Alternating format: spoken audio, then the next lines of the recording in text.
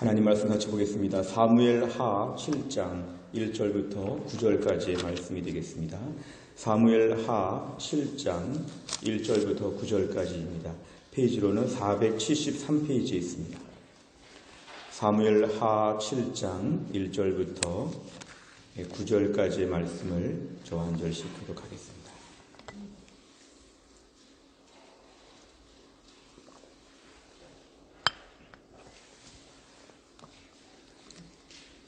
사무엘 하 7장 1절부터 9절까지의 말씀 저 한 절씩 교독합니다.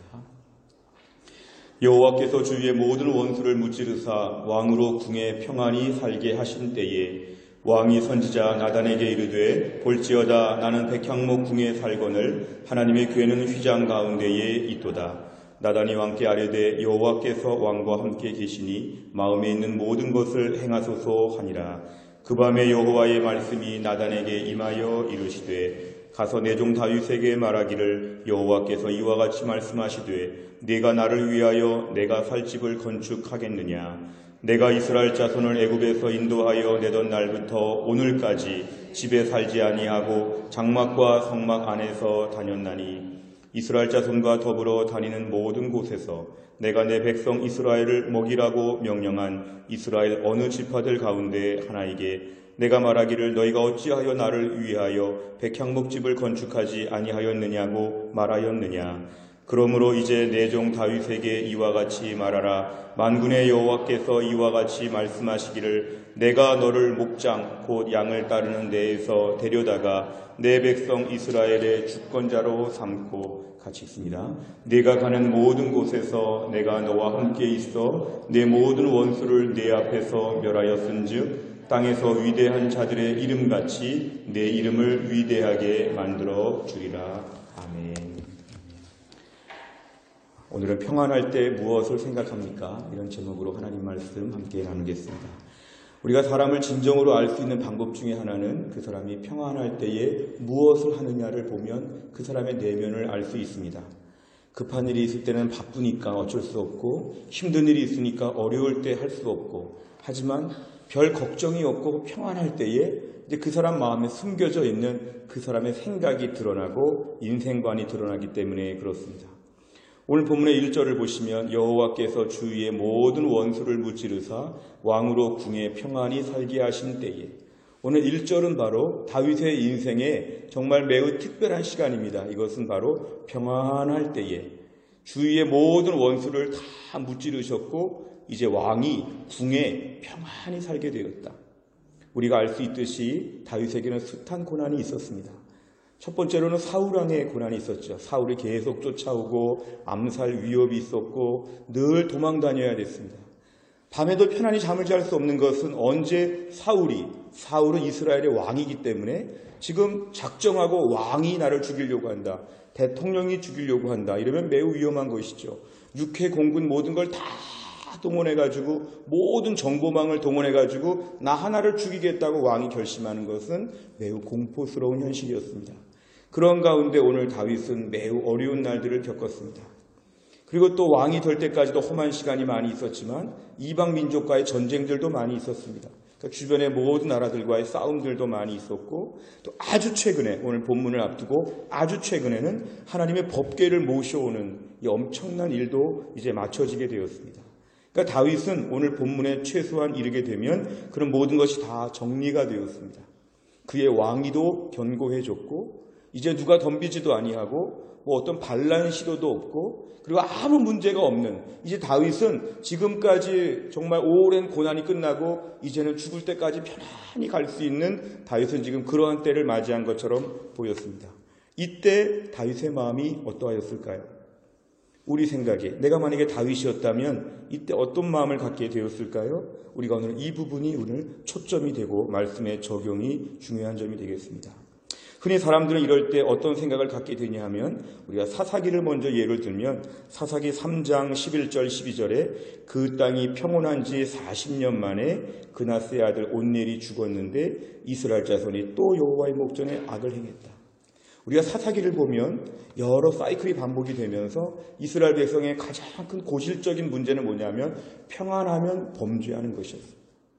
오늘 사사기 3장 11절 12절에 보면은 40년 평안했는데 하나님은 어떤 분이셨냐 하면 수백 년 동안 평안함을 주실 수 있었는데 사사기 350년의 역사 가운데 40년 좀 평안할 만하니까 하나님 모든 걸 다 지켜주시고 대적들이 다 물러가 안정이 되니까 이스라엘 백성들이 또 여호와의 목전에 악을 행하니라.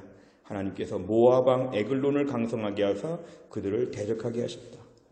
하나님께서 이스라엘 백성을 대하시는 방법이 늘 잘해주고 싶으셨지만 이스라엘 백성의 특징은 뭐냐면 평안할 때 범죄한다. 평안하면 범죄한다는 게 하나의 공식처럼 되었습니다. 사람들의 마음에는 평안할 때에 범죄하게 됩니다.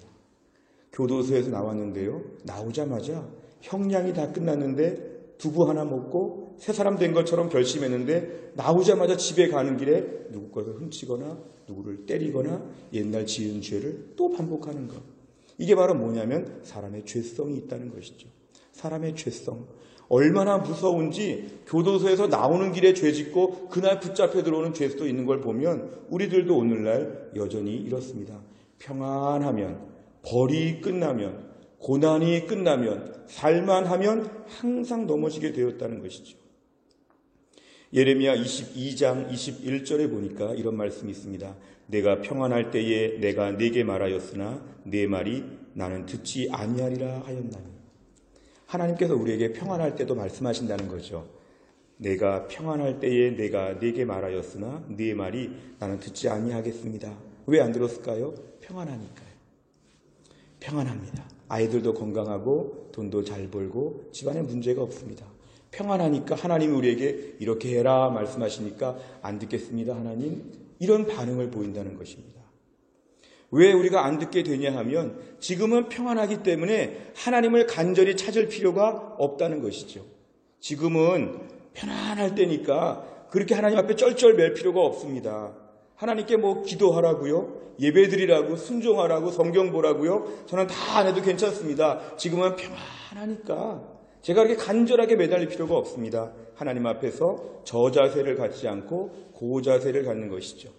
우리 주변에 누가 아주 어려울 때 막 빌고 부탁하던 사람이 형편이 좋아지니까 교만해지는 것처럼, 아주 가난했다가 아주 부자가 되니까 사람이 변하는 것처럼 우리가 하나님 앞에 변한다는 거죠. 평안할 때에 범죄한다. 평안할 때에 하나님이 어디 있느냐? 평안할 때에 하나님이 도와주시느냐? 내가 하는 것이다. 이러면서 하나님 앞에서 은혜를 구하지 않는 쪽으로 기울어진다는 것입니다. 그러나 데살로니가전서 5장 3절을 보면 그들이 평안하다 안전하다 할 그때에 임신한 여자에게 해산의 고통이 이름과 같이 멸망이 갑자기 이른다. 평안하다 안전하다, 나는 지금 안전지대에 와 있다. 여기 지금 전쟁터가 있는데 나는 후방에 안전하게 와 있다. 나는 어려운 시절 지금 많이 지나왔다. 이대로는 죽을 때까지도 먹고 살 수 있다. 이대로는 죽을 때까지 안전하다는 바로 그때에 해산의 고통이 오는 것처럼 갑자기 멸망이 온다는 것입니다. 그러니까 성경은 우리에게 계속 강조합니다. 평안할 때에 경각심을 가져라. 평안할 때에 기도해라. 다음 주간에 우리 교회가 특별 새벽 기도를 가진다고 하면 우리 가운데 어떤 분들 몸이 많이 아픈 분들이나 최근에 집안에 어려운 분들은 다음 주간에 기도해야겠다 이런 마음을 갖기 쉬운데요. 우리 중에 어떤 분들은 나는 최근에 별 문제가 없고 어려운 것들이 다 해결되었다. 내가 무엇을 기도할까? 내가 다음 주에 간절하게 기도할 게 뭐가 있는가? 나는 지금 평안하다, 안전하다, 나는 잘 살고 있다. 뭔가 힘든 사람들이 나와서 기도하나 보지. 뭔가 어려운 사람들이 있나 보지. 그 사람들을 위해서는 이런 기도회가 필요하지. 나는 지금은 필요가 없다. 수년 전에 이런 기도회가 참 중요했는데 나는 지금은 필요 없다. 나는 올해는 별로 기도할 마음이 없고 기도할 만한 아쉬운 문제가 없기 때문에 나는 평안하다, 평안하다. 우리가 이런 말을 할 수가 있다는 것입니다. 근데 오늘 본문에 보면 다윗은 오늘 1절, 2절, 3절을 계속 보시면 다윗은 이렇게 평안할 때에 좀 특별한 결단을 했습니다. 2절에 보니까 왕이 선지자 나단에게 이르되 볼지어다 나는 백향목궁에 산다. 그러니까 자기는 지금 예루살렘에서 화려한 왕궁에 살고 있는데 하나님의 교회, 하나님의 법궤가 휘장 가운데 성막에 있는 걸 볼 때 이걸 갑자기 그는 뭔가 죄송하게 생각했습니다. 나는 지금 백향목, 이스라엘에서 정말 쭉쭉 뻗은 나무들로 만든 너무도 좋은 집, 나는 지금 그런 집에서, 우리로 치면 호텔 같은 집에서 나는 지금 좋은 쾌적한 환경 가운데서 매일매일 잘 살고 있는데 하나님의 교회가 천막 가운데 텐트를 치고 임시 야영을 하는 것처럼 저렇게 바깥에 있는 걸 볼 때 뭔가 송구하다. 사실 하나님께서 예배당을 만들어라. 나에게 하는 건 이거고 너희 집은 왜 이렇게 좋냐. 하나님 아무 말씀도 안 하셨음에도 불구하고 본인 마음에 그 영적인 태도는 내가 이제 평안하니까 진작에 이런 거 신경 쓰지 못했지만 이게 지금 눈에 거슬린다. 이게 지금 눈에 밟힌다. 주여, 나는 너무 좋은 데 살고 하나님의 교회, 하나님의 예배당은 지금 너무 임시 야영하는 것처럼 초라하게 보입니다. 내가 아무리 봐도 이건 아닌 것 같습니다. 그 전에 바빠서 전쟁하느라고 내가 쫓기면서 목숨이 위험해서 막 돌아다녔을 때는 이 생각 미처 못했는데 여유가 들고 나니까 하나님 앞에서 제가 이 부분이 지금 마음에 다가옵니다. 하나님의 성전을 좀 지으면 안 되겠습니까? 나중에 학계에 스가랴 보면은 성전을 안 짓는 사람들에 대한 책망이 나오는데요. 오늘 본문은 하나님이 한마디 말씀도 안 하셨음에도 불구하고 좀 문제가 있지 않은가. 내가 성전을 좀 잘 줘야지. 최소한 우리 집 정도는 좀 되어야지. 하나님께 예배하는 예배당을 좀 잘 줬으면 좋겠습니다. 저 이제 할 수 있습니다. 여유가 있습니다. 평안합니다. 제가 좀 주를 위해서 뭔가 일하면 안 되겠습니까? 이게 오늘 다윗이 2절, 3절에 말하는 그러한 것입니다. 3절에 나단 선지자가 이렇게 얘기하죠. 왕께서 하나님이 함께 하시니까 그 마음 그대로 행하십시오. 이렇게 말했지만 오늘 본문의 4절, 5절, 6절 이하의 말씀을 보면 하나님께서는 뭐라고 말씀하시냐면 너의 때에는 짓지 아니하고 너의 아들 솔로몬 때에 지을 것인데 나중에 다른 성경을 보면 너는 전쟁을 많이 해서 손에 피가 많이 묻었으니까 너의 때보다는 아들 때 짓겠다고 하나님 말씀하셨습니다. 그런데 하나님이 최소한 여기에서 다윗의 마음은 받으셨습니다. 다윗의 그 마음을 귀하게 보셨습니다.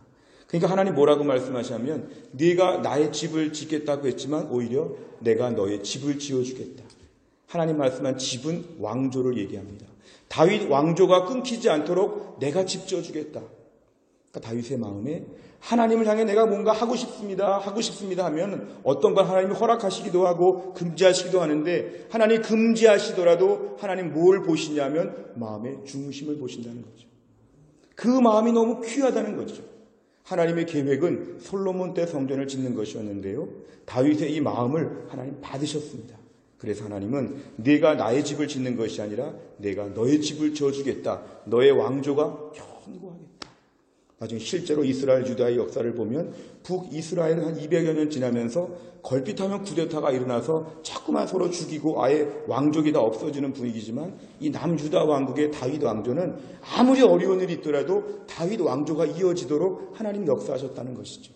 하나님이 오늘 다윗의 집을 지어주신다고 오늘 약속하시는 것으로 오늘 본문이 마무리가 됩니다. 오늘 11절, 12절까지 계속 보셔도 내가 너의 나라를 견고하게 만들어주겠다고 하나님이 다윗에게 약속하여 주셨습니다.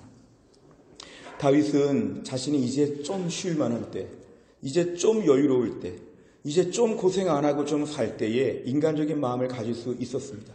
더 누려봐야 되겠다. 더 누려야 되겠다. 그리고 더 화려하게 살아야 되겠다. 당시 비교의식을 가진다면 주변에 암몬과 모압과 에돔과 블레셋과 주변의 아람과 주변의 이스라엘 주변의 나라들을 볼 때 어느 나라의 왕궁이 제일 멋있는지 알아봐라. 어느 나라 왕이 제일 잘 먹는지 알아봐라. 내 주변에 어느 왕보다 내가 더 강력한 때니까 내가 다 누려야 되겠다. 이런 계획을 갖지 아니하고 다윗의 마음은 뭐였냐면은 하나님께 내가 어떻게 뭘 할 수 있을까? 나는 너무 집이 좋은데 하나님 법궤 성막이 너무 초라하지 않은가? 내가 이때에 주를 위해 좀 더 일할 수 있지 않을까? 내가 이때 주를 위해 뭔가 더 바칠 수 있지 않을까? 내가 이날에 바빴으니까 분주했으니까 내가 주를 위해 할 게 있지 않을까? 이게 바로 다윗의 믿음이었습니다. 우리가 오늘날 우리 자신이 평안할 때에 분명히 알아야 될 건 둘 중에 하나입니다. 바쁘고 힘들고 아프고 어렵다가 평안해진 이후에 우리는 두 가지로 갈라지죠. 하나는 뭐냐면 하나님께 뭘 더 할까 해서 헌신하는 쪽이 있고 이제부터는 놀아야 되겠다고 하는 쪽으로 하나님과 멀어지는 쪽입니다. 분명한 것은 항상 그렇습니다. 제가 교회 성도님들을 대하면서 늘 느낍니다. 힘들고 어렵고 바쁜 일이 끝나고 안정이 찾아오면 성도들은 딱 둘로 갈라집니다. 그만큼 더 하나님께 헌신하고 하나님께 더 나오고 매달리고 믿음이 좋아져서 그 여가와 평안을 다 주를 위해 쓰면서 멋지게 사는 분들이 있고, 어떤 분은 이제 타락합니다. 힘들 때, 차라리 어려울 때, 아팠을 때 기도 많이 하고 은혜 생활하고 그 시간을 쪼개가지고 주를 위해서 열심히 살던 분들이 시간이 갑자기 많아지니까 늘 딴 생각만 하죠. 딴 데 갈 데는 없을까? 하나님과 멀리 가죠. 주를 위해서 할 수 있는 일들이 많지 않고 자꾸만 개인적으로 내가 얼마나 힘들었는데, 내가 얼마나 쉬어야 되는데, 내가 지금 불신앙의 방향으로 가고 있는 것을 모릅니다. 항상 중요한 것은 이것이죠. 평안할 때에 어느 쪽으로 가느냐? 하나님 쪽으로 더 가느냐? 세상 쪽으로 더 가느냐? 이게 우리가 숨길 수 없는 우리 안에 정직한 평가가 필요합니다. 그동안 너무 바빠서 예배 잘 드리지 못했으니까, 그동안에 몸이 아파서 예배 잘 드리지 못했으니까, 그동안 내가 너무 물질이 여유가 없어서 주를 위해서 별로 바치지도 못하고 주를 위해 헌신도 못했는데, 이런 모든 안타까움을 가지고 있다면 내 안에 평안이 찾아오는 것을 신앙생활의 찬스라고 생각해야 되죠. 하나님 감사합니다. 이제 새벽 기도에 나올 수 있게 됐습니다. 그만큼 몸이 회복되었고 그만큼 직장생활이 안정이 되었습니다. 주여, 내가 이제 공예배 드릴 수 있게 되었습니다. 주여, 내가 이제 성경 보고 기도하고 은혜생활 열심히 하게 되었습니다. 그전과 달리 지금은 안정이 찾아왔습니다. 내가 주님 앞에서 찬스로 쓰겠습니다. 믿음 생활의 찬스로 쓰겠습니다. 이런 결단을 하는 게 성도의 합당한 태도라는 것이죠. 어떤 경우에 제가 안타까운 것은 같이 기도하고 막 눈물을 흘리며 기도했는데 병이 다 나았습니다. 재정적인 문제가 해결이 되었습니다. 집안의 고민들이 다 해결되었습니다. 그러고 나서 제가 가만히 보면 이제 매일 놀러 가죠. 매일 공예배도 안 나오고 매일 기본적인 신앙생활도 못하고 그냥 막 돌아다닙니다. 왜냐하면 여유가 생겼으니까 간절함이 없어진 것이죠. 우리 안에 오늘 중요한 것은 내가 하루치 휴가가 생겼다면, 아니면 은퇴 후에 여유가 생겼다면, 내가 보너스가 생겼다면, 갑자기 목돈이 생겼다면 내 행동의 반응을 매우 주의 깊게 살펴봐야 됩니다. 나는 그때 뭐 하는가? 몸이 좀 낫고 살만하니까 나는 뭐 하는가? 힘들고 어려운 일이 좀 지나가니까 나는 뭐 하려고 지금 계획표를 짜고 있는가? 무슨 생각이 지금 많아지고 있는가? 우리 자신을 냉철하게 돌아봐야 합니다. 제가 구약 성경 쭉 통독하는 중에 호세아 4장 7절에 보니까 그들은 번성할수록 내게 범죄한다. 내가 그들의 영화를 변하여 욕이 되게 하리라. 실제로 어떤 분들을 보면요, 번성할수록 범죄하는 분들이 있죠. 돈이 많아지니까 그 돈을 가지고 매일 하나님과 멀리 가는 쪽으로 쓰죠. 시간이 많아지니까 그렇게 좋은 시간들을 가지고 하나님 말씀 보고 기도하고 전도하고 선교하고 뭔가 주를 위해 쓰겠다고 하는 생각보다는 이제 그 시간을 가지고 불신앙의 찬스로 쓰기 때문에 번성할수록 범죄한다. 그때로 하나님께서 우리를 묶어두실 때가 많지요. 너는 너무 물질을 많이 주면 안 되겠다. 너는 너무 건강하면 안 되겠다. 너는 너무 여유로우면 안 되겠다. 조금 흔들고 하나님이 긴장해 주시니까 그것 때문에 기도하고 그것 때문에 은혜를 붙잡는 경우가 많은데, 이건 정말 너무 낮은 수준의 안타까운 현실입니다. 초등학생 수준이죠. 하나님께 우리가 믿음의 자신감을 보여드려야 됩니다. 주님, 저는 물질 주시고 시간 주셔도 믿음으로 살겠습니다. 오늘 저는 다윗처럼 평안할 때에 하나님 나라 위해서 걱정하고 비전을 가지고 뛰어가겠습니다. 저에게 시간 좀 주십시오. 건강 좀 주십시오. 물질 좀 주십시오. 주를 위해서 마음껏 쓰겠습니다. 허튼 데 쓰지 않겠습니다. 믿고 주십시오, 하나님. 이렇게 우리가 기도할 수 있어야 합니다. 하나님 우리에게 물어보시죠. 내가 너에게 물질을 주면 뭐 할 것이냐? 내가 너에게 시간 주면 뭐 할 것이냐? 너 그렇게 원하는 건강 주면 뭐 할 것이냐? 예, 주를 위해서 쓰겠습니다. 주를 위해서 바치겠습니다. 하나님은 오늘날도 하나님 나라 위에서 준비된 자들에게 더 많이 부어주십니다. 건강을 구하는 이유, 주님 나라 위에 일하겠습니다. 물질 주시는 이유, 주를 위해서 바치겠습니다. 시간 주시는 이유, 주를 위해서 쓰겠습니다. 이게 중년 이후에 우리에게는 매우 중요한 기도 제목이 됩니다. 건강과 물질과 시간 세 가지가 같이 있으면 제일 좋은데, 건강과 물질과 시간이 번갈아 없어서 우린 참 힘들 때가 많죠. 건강과 물질과 시간, 이 모든 것을 다 우리에게 주실 때 우리 하나님께 이렇게 기도하시길 바랍니다. 하나님, 저 이거 주시면 하나님을 위해 쓰겠습니다. 제가 걸어 다닐 수 있을 때 열심히 예배당에 올라오고 제가 눈 볼 수 있을 때 열심히 성경 보고, 제가 찬양할 수 있을 때 정말 열심히 찬양하고, 그리고 제가 말할 수 있을 때 열심히 전도하고, 제가 지금 돈을 좀 갖고 있을 때 부지런히 주님 나라 위해서 헌신하고 헌금하겠습니다. 저에게 물질을 하나님 허락하여 주시옵소서. 우리가 오늘 평안할 때에 우리의 믿음을 하나님 앞에 보여드려야 됩니다. 평안할 때에 보여드려야 됩니다. 때로는 하나님께서 우리에게 너무 우리가 불신자처럼 막 살게 되면 우리를 흔들 수 있죠. 절박한 가운데서 매달려서 주님 앞에 나와서 정신 차리고 나오는 것은 사사기의 역사입니다. 우리가 사사기의 역사를 따라갈 것이냐, 다윗의 일을 따라갈 것이냐, 오늘 결단해야 됩니다. 하나님, 제가 하나님 평안할 때에 주님을 잘 섬기겠습니다. 그러니까 저에게 평안함을 주시옵소서. 어떤 분들 기도할 때 평안하게 해달라고, 건강하게 해달라고 이유가 분명해야 되죠. 주님, 저는 평안하면 그때 주를 위해서 고민하고 주를 생각하겠습니다. 저는 건강만 하면 열심히 전도하겠습니다. 우리 신효승 권사님 몸이 아프시고 투석을 일주일에 2번씩이나 받으시는데도 열심히 전도하셨던 것을 기억합니다. 그 권사님은 투석 받고 지금 못 나오시지만 그분이 전도하러 나올 때 저는 뭉클합니다. 어떤 몸으로 지금 나오는지. 아주 몸이 약하고 막 힘든 우리 권사님이 나와서 전도할 때 매우 강력하죠. 왜냐하면 그분은 건강 주시면 전도하겠다는 것. 우리가 오늘날 하나님 앞에 기도하는 제목들은 항상 이러해야 됩니다. 주여, 내가 평안할 때 주를 위해 일하겠사오니 평안함을 주시옵소서. 제가 가정적으로 하나님 문제를 해결해 주시면 이 가정의 여유를 가지고 주를 섬기겠습니다. 누구는 돈이 별로 없는데 저에게 돈을 좀 주셨다면 그 돈은 주를 위해 쓰라고 한 돈인 줄 알고 주를 위해서 바치겠습니다. 내 시간과 여유와 모든 것, 평안함은 다 주의 것입니다. 그러니까 주님, 저에게 조금만 더 주십시오. 이렇게 기도하는 것이 성경적인 기도입니다. 고린도전서 10장 31절에 보면 그런즉 너희가 먹든지 마시든지 무엇을 하든지 다 하나님의 영광을 위하여 하라. 오늘 우리가 무엇을 하든지 간에 하나님의 영광을 위해 하겠다고 결심하면 하나님이 먹는 것도 주시고 마시는 것도 주시고 필요한 것들을 우리에게 베풀어 주실 것입니다. 하나님께서 우리를 너무 사랑하셔서 우리가 헤프게 쓰거나 불신앙으로 가지 않도록 조절하실 것입니다. 우리가 오늘 하나님 앞에 우리의 믿음의 신뢰감을 보여드려야 됩니다. 주님, 저는 주시기만 하면 주를 위해 쓰겠사오니 더 주십시오. 더 건강하게 해주시고 물질도 좀 주시고 시간도 좀 주시고 주를 위해 더 헌신하게 싸우니 주님, 제 손에 필요한 것들을 좀 공급하여 주시옵소서. 이렇게 기도하게 될 때 우리가 하나님 뜻에 합당한 기도를 하는 것입니다. 이스라엘 백성들의 인사는 항상 샬롬입니다. 샬롬은 당신에게 평안함이 임하기를 그 뜻입니다. 이 땅의 진정한 평안함은 환경적인 평안함이 아니라 내 마음의 평안함입니다.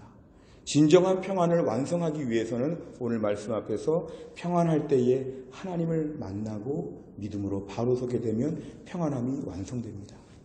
세상적인 평안함을 가지고 하나님을 떠날 기회를 찾지 말고 세상적인 평안함에다가 하나님의 평안함을 붙여가지고 진정한 샬롬, 진정한 자유, 진정한 기쁨과 은혜의 생활을 다 할 수 있기를 주의 이름으로 축원합니다. 기도하겠습니다. 아버지 하나님, 감사합니다. 오늘도 우리에게 귀한 말씀을 주시니 감사합니다.